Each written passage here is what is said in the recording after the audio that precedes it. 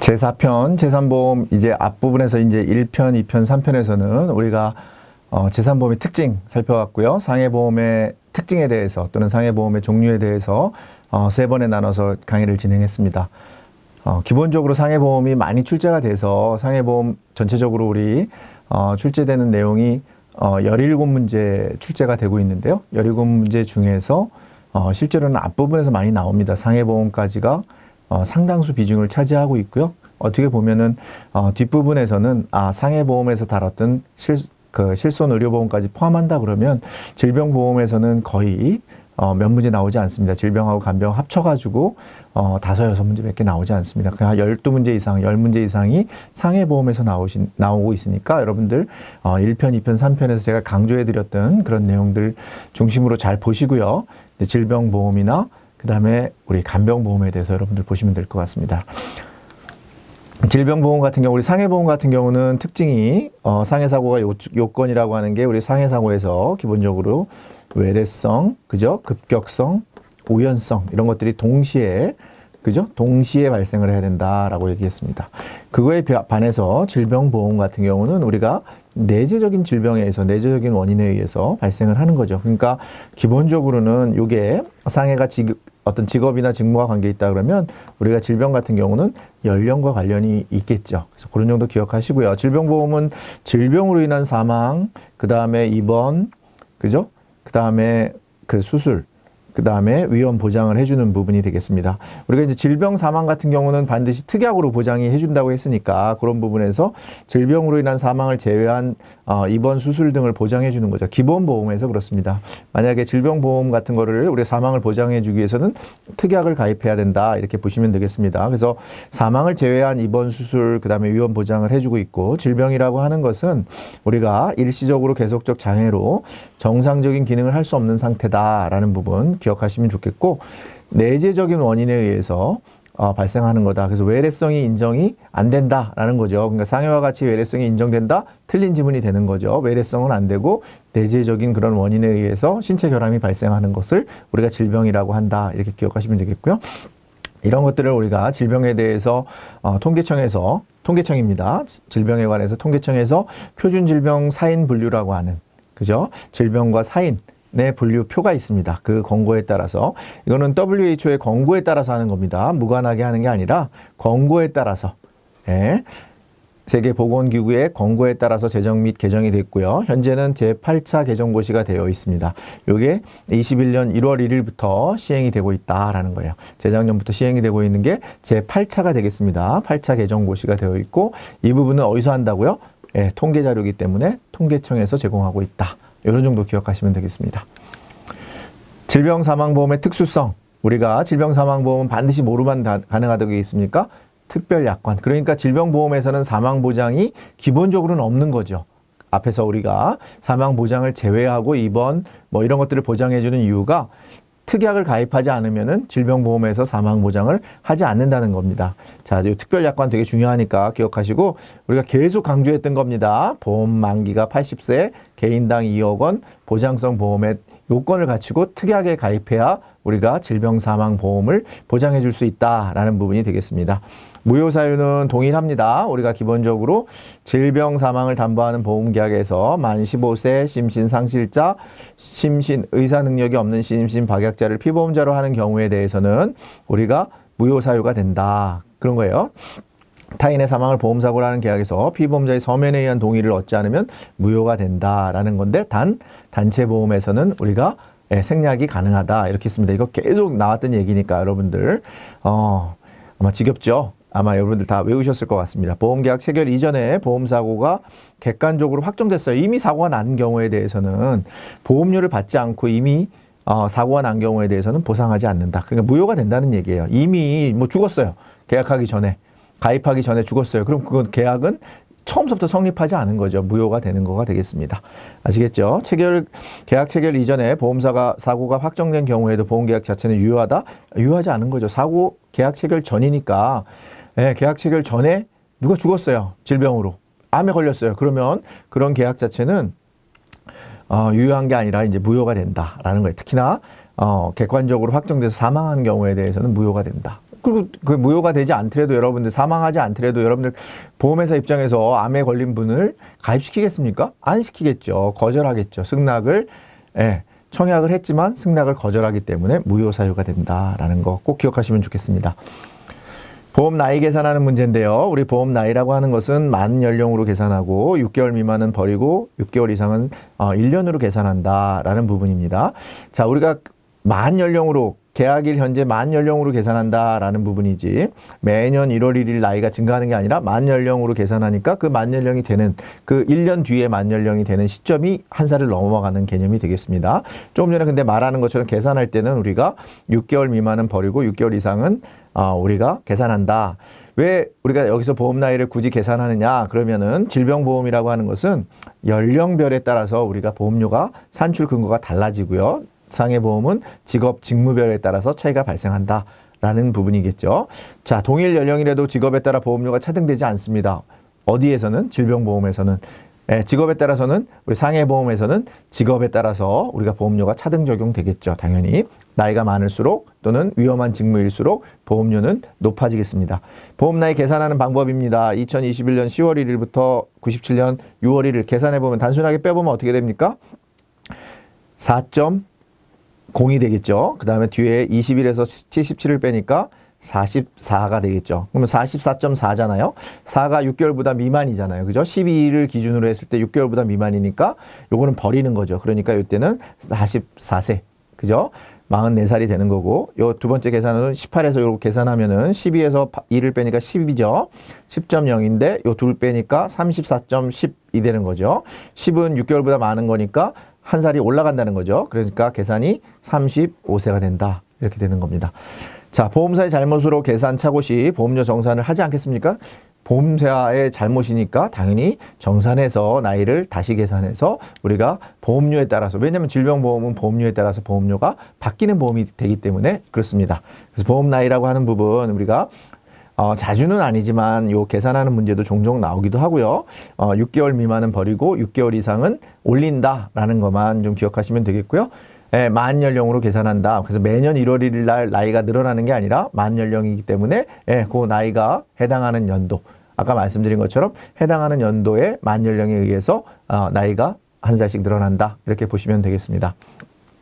질병보험의 특징입니다. 우리 질병보험이라고 하는 것은 우리가 병이잖아요. 병이기 때문에 우리가 기본적으로는 겉으로 드러나는 경우도 있지만 우리가 암에 걸린 사람 모를 수도 있고요. 어떤 병이 있는데 모를 수 있잖아요. 그죠? 외관상 드러나지 않기 때문에 우리가 그런 것들 때문에 보험에서 질병에 걸려 있는 사람들이 보험에 가입하는 거, 질병을 갖고 있는 사람이 보험에 가입하는 것을 우리가 어떤 선택이라고 하냐면 역선택이라고 합니다.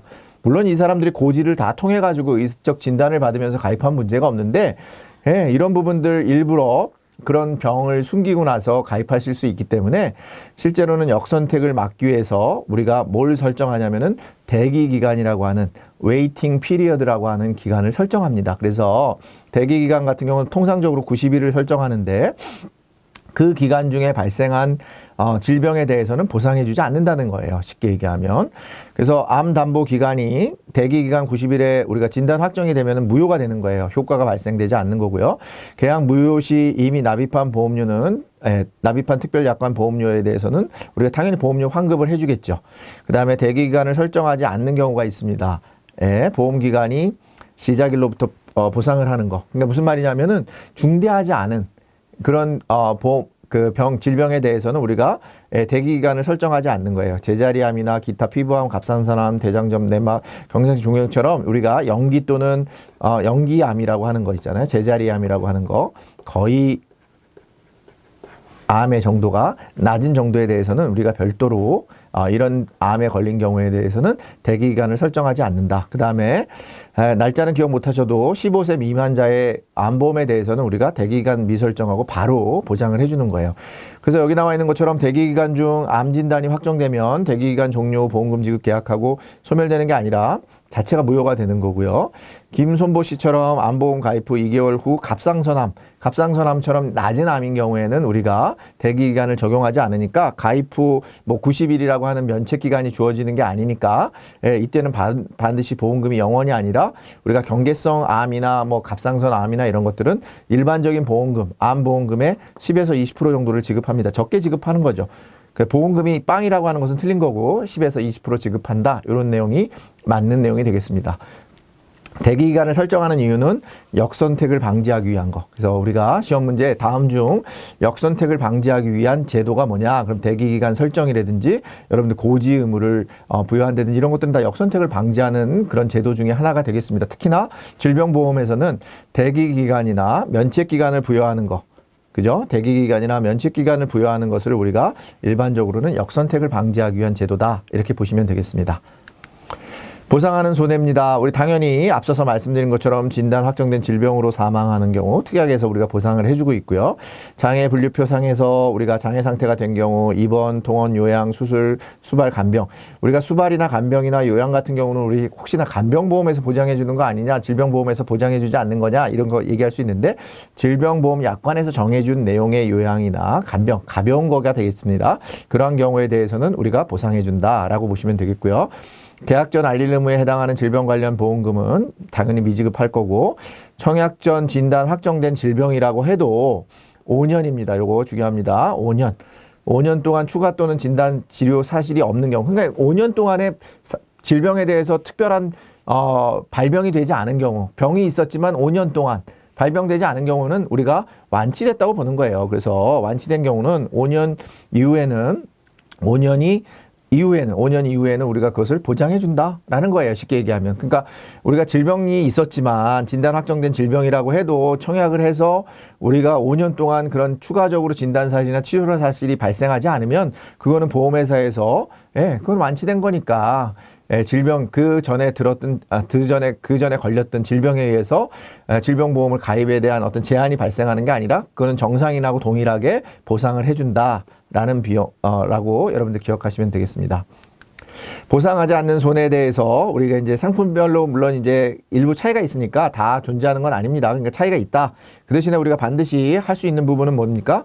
피보험자가 고의로 자신을 해친 경우, 그 다음에 보험 수익자가 피보험자를 해친 경우, 계약자가 피보험자를 해친 경우, 우리가 계피수에 의한 고의, 그거는 상해에서도 보상 안 해줬죠. 상해에서는 근데 중대한 과실에 대해서는 보상해 줬습니다. 근데 질병에서는 우리가 중대한 과실도 보상하지 않습니다.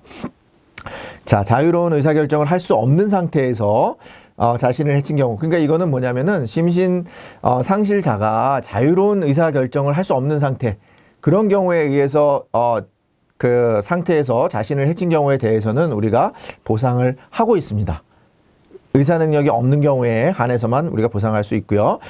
여기 나와 있는 것처럼 피보험자가 정당한 이유 없이 의사의 지시를 따르지 않아서 악화된 부분에 대해서 당연히 피보험자가 의사 지시를 따르지 않았어요. 환자가. 그런 거에 대해서는 우리가 면책할 수 있다라고 하는 거 같이 기억하시면 되겠습니다. 일단 고의로 피보험자를 해친 경우 안 되는 경우요. 그 다음에 의사의 지시를 따르지 않은 경우에 악화된 부분에 대해서도 면책된다라고 기억하시면 되겠습니다. 질병사망보험금은 질병의 직접 결과로서 사망한 경우 보험수익자에게 지급하는데 우리가 질병사망보험금은 어느 때만 가능하다 그랬습니까? 특약으로 가입한 경우만 가능하다 그랬습니다. 80세 만기 이전이고요. 그 다음에 개인당 2억 원 한도고 보장성 보험으로 가입했을 경우에만 그런 내용이 적용이 되고요. 후유장애 보험금에 대해서는 우리가 기본적으로 말씀드린 것처럼 사망보험금이나 후유장애 보험금은 정액 보상하는 거고 나머지는 실손 보상하는 거겠죠. 그래서 후유장애 보험금 같은 경우는 우리 상해보험에서도 동일하죠. 치료 종교 후에 한시적인 장애기간이 5년 이상 지급된 경우에는 해당 장애 지급률의 20%를 우리가 산출한 금액을 지급한다. 그거 뭐라고 했습니까? 한시 5위. 그래서 여기서는 5년 20% 이런 것들이 자주 나오니까 기억하시면 좋겠고요. 자, 일부 상품은 80% 이상 고도장애. 자, 우리 장애 질병 같은 경우에 80% 이상이면은 거의 6개월 미만의 아주 치명적인 질병입니다. 거의 이제 그 생존 기간이 6개월도 안 남으신 분들이에요. 그래서 60, 80% 이상 고도 장애 시에 대해서는 이런 부분들에 대해서는 우리가 질병 사망에 준한 사망보험금을 지급합니다. 예, 그 다음에 앞서서 우리 상해보험에서도 180일 이내 미확정 시 180일이 되는 날에 의사 진단에 의해서 상해든 질병이든 결정을 하고요. 180일이 중요합니다. 근데 통상 2년으로 많이 물어보니까 틀린 답이 되겠고요. 장애분류표에 해당하지 않는 장애는 피보험자의 직업, 연령, 신분, 성불과 관계없이 신체 장애 정도에 따라 지급액을 결정한다. 그죠? 우리가 장애분류표에 해당하지 않는 거에 대해서는 우리 신체 장애 정도에 따라 지급하는 거지 연령이나 이런 부분들은 결정 요인이 아니다. 이거 상해보험에서 동일하게 나왔던 내용이니까 여러분들 후유장애 보험금이나 사망보험금 같은 경우에는 사망보험금 같은 경우는 직접적인 결과, 간접적인 결과로 사망한 경우는 상해보험에서도 보장해주지 않았습니다. 같이 기억하시면 되겠고요. 한시 오이 기억하시면 좋겠습니다. 손해보상 후의 계약에 대해서 우리 동일 질병, 동일 신체 부위 그런 거 기억나시죠? 그래서 동일 신체 부위의 경우에 대해서는 2가지 이상일 때 높은 지급률을 지급한다. 그거 기억나시고요. 그 다음에 동일 질병으로 2가지 이상 장애할 때는 합산해서 지급한다. 그죠? 그러니까 동일 신체만 높은 지급률, 동일 신체 높은 지급률 요거만 기억하시면 되겠죠? 동일 신체 부위 높은 지급률. 자, 다른 질병으로 2회 이상 장애 발생 시 그때마다 지급률을 결정하고 질병 사망 시 보험료 및 계약자 적립액 지급 후에 담보 소멸한다. 우리가 질병 사망할 경우에 우리가 약관상에 정해지지 않은 거예요. 만약에 주계약, 특약으로 우리 질병 사망을 보장해주지 않을 경우, 그러니까 특약에 가입하지 않았을 경우에 만약에 사망을 했어요. 특약에 가입하지 않았는데 질병으로 사망하면 보장을 안 해주잖아요. 그런 경우에 우리는 보험료 및 계약자 적립액, 책임준비금이라고 하는 거, 계약자 적립액을 지급하고 그 계약은, 보험계약은 소멸한다. 질병보험은 소멸한다. 죽었으니까. 그렇게 보시면 되겠습니다. 우리 그 다음에 이제 정액보험으로 주는 거 질병 진단비 1회에 한해서 진단비 주죠. 예, 그래서 암이나 뇌졸중 급성 심근경색에 의해서 뭐 심장마비 같은 거에 결정해서 우리가 하는 경우에는 진단비 같은 경우는 1회 보통 통상적인 1회에 지급합니다. 정액으로 지급합니다. 비로 끝나지만 진단비인 경우에는 정액입니다. 그 다음에 나머지 금, 요양급여금, 입원급여금 이런 것들 같은 경우는 우리가 1회 입원당 180일 한도에서 우리가 하고요. 만약에 입원 중에 종료가 되면은 최종 퇴원일로부터 180일 경과까지는 새로운 입원으로 간주해서 계속 보상을 해준다. 180일 한도로 보상해준다. 입원 중에 여기 나와 있는 것처럼 보험기간이 만료되는 경우에서는 계속 입원기간에 대해서는 보장해준다라는 거 같이 기억하시면 되겠습니다. 정액보험 마지막입니다. 수술보험금 같은 경우도 보통은 이제 한 번 정도만 지급합니다. 수술보험금도. 근데 이제 약정에 따라서는, 약관에 따라서는, 여러분들 계약에 따라서는 뭐 2회 이상, 3회 이상 수술비를 지급하는 경우도 있는데 통상적으로 진단금이나 진단비나 수술급여금 같은 경우는 1회에 보상을 해주고요.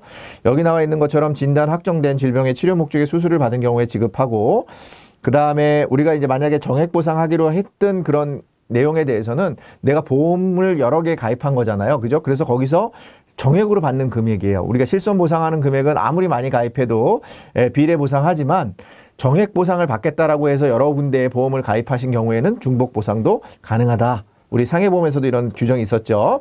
이런 규정 다시 한번 여러분들 리마인드 해보시면 좋겠습니다. 자, 그 다음에 이제 실손 보상 상품에 대해서 우리 이제 실손 의료보험인데 이 부분은 앞에 우리 상해 의료보험에서도 많이 다뤘습니다. 그죠? 기본형은 어떻게 되어 있습니까? 기본형 1개하고 특약 3개로 구성되어 있어요. 그죠? 기억나십니까? 그래서 기본형이라고 하는 것은 상해급여, 질병급여 2개로 되어 있고 특약 같은 경우에는 상해 비급여, 질병 비급여, 3대 비급여 이렇게 3가지로 되어 있었습니다. 그죠? 1개, 3개로 되어 있습니다. 그죠? 노후실손은 1개, 2개 특약으로 되어 있고 유병력자 같은 경우는 1개로만 되어 있습니다. 특약이 없었죠. 자, 요거 다시 한번 기억하시면 되겠습니다. 일반 1+3, 노후 1+2, 유병력자 1+빵. 그죠? 이렇게 기억하시면 여러분들 문제 푸시는데 하나의 뭐 팁이 될 수 있습니다. 특약은 다 비급여로 되어 있고요. 그 다음에 기본형은 급여로 되어 있습니다. 기본형 급여, 특별, 특약은 비급여로 되어 있다. 같이 기억하시고 요거는 다 상해보험의 실손의료보험과 동일하니까 여러분들 앞에서 잘 설명드렸으면 지금은 그냥 스킵하셔도 좋을 것 같습니다. 담보별 보상 한도도 동일합니다. 우리 상해 질병 급여에서 연간 5천만 원 한도, 통원은 회당 20만 원 한도. 그 다음에 특약 같은 경우는 상해 질병 이번 상해 질병 비급여에서 입통원 합산해서 5천만 원, 통원은 20만 원, 연간 100회 한도. 그죠? 앞에 동일합니다. 3대 비급여 똑같습니다. 도수 350만 원, 주사료 250만 원, MRI 300만 원. 도수하고 주사 치료만 연간 50회 한도로 되어 있다. 요거 기억하시면 되겠습니다. 그래서 비급여 3대 비급여의 그 도수 치료는 연간 100회 한도로 보상한다. 틀린 지문이 됩니까? 됩니다. 3대 비급여는 전부 다 50회라고 하는 거 다시 기억하시면 되겠습니다. 앞에 한 내용이니까 그냥 넘어가겠습니다. 가입자의 자기 부담금 동일합니다. 우리 일반적으로 급여형 상해 질병계에서는 20% 1에서 2만 원.